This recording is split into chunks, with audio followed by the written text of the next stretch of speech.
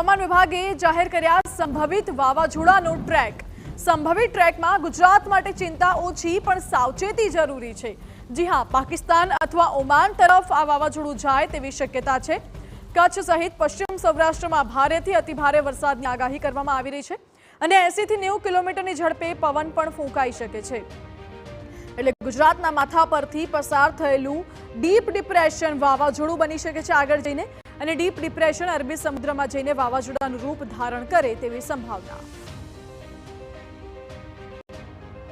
તો આ મેપ જુઓ જે હવામાન વિભાગે જાહેર કર્યો છે। આ મેપમાં એક ગ્રીન કલર દર્શાવે છે કે વાવાઝોડું છે અને એ લાઇન દર્શાવે છે કે આ વાવાઝોડું કઈ દિશામાં આગળ વધી રહ્યું છે। આ વાવાઝોડું પસાર જરૂર કચ્છ પરથી થશે, પરંતુ ઓમાન અથવા પાકિસ્તાન પાસે જઈને ડીપ ડિપ્રેશન અથવા અરબી સમુદ્રમાં જઈને તે ભળી જાય તેવી સંભાવના અત્યારે વ્યક્ત કરવામાં આવી રહી છે।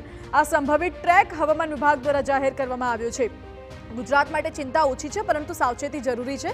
80 થી 90 કિલોમીટરની ઝડપે પવન ફૂંકાય તેવી શક્યતા, જ્યારે કચ્છ સહિત દ્વારકા, જામનગર સહિતના વિસ્તારમાં ભારેથી અતિભારે વરસાદની આગાહી કરવામાં આવી છે।